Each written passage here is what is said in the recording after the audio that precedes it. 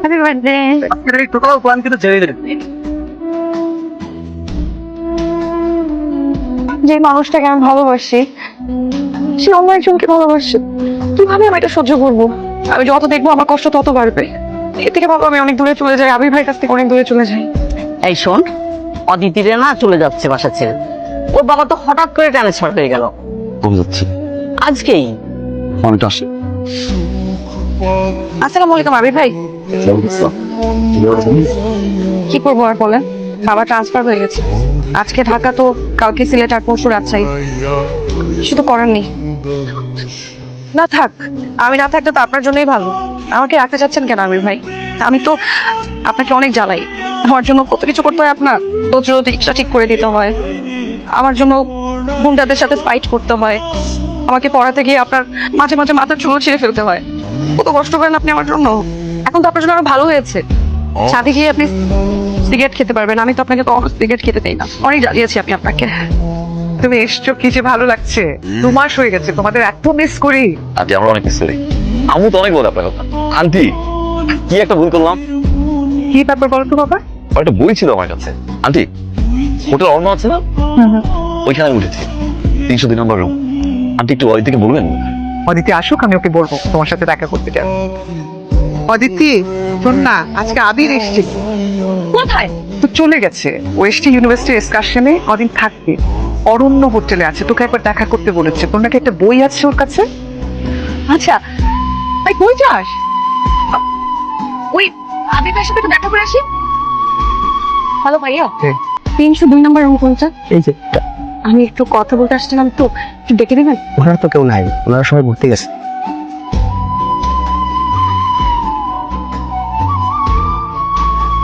আচ্ছা, শুনলাম তুমি নাকি আরো 2 দিন এখানে থাকতে যাচ্ছ। কি লাভ, তোমার তো ঢাকায় অনেক কাজ, তাই না? চলো না আমরা চলে যাই। তুমি কি আমাদের দুজনের বিষয়টা কিছু ভাবছো? মানে? মানে এই যে আমি তো তোমাকে লাইক করি, তাই না?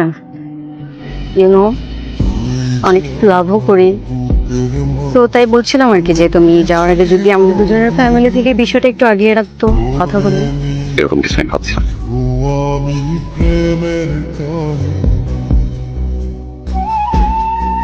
জানতো এটা কি দেখে গেছো? আচ্ছা, এটা খুব গুরুত্বপূর্ণ একটা জিনিস।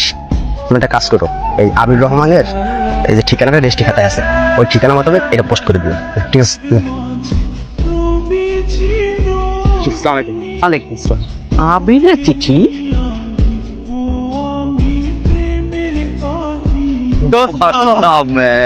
তুই কিন্তু আগে অনেক হ্যান্ডসাম হয়ে গেছিস। সন্ধি ছিল না সারা। তো মনে আছে আমরা জাপানে কি ভালো টাইম কাটাইছি?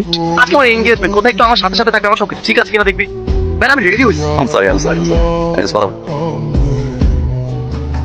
তুমি আবির না? ঠিক আছে, সরি গো।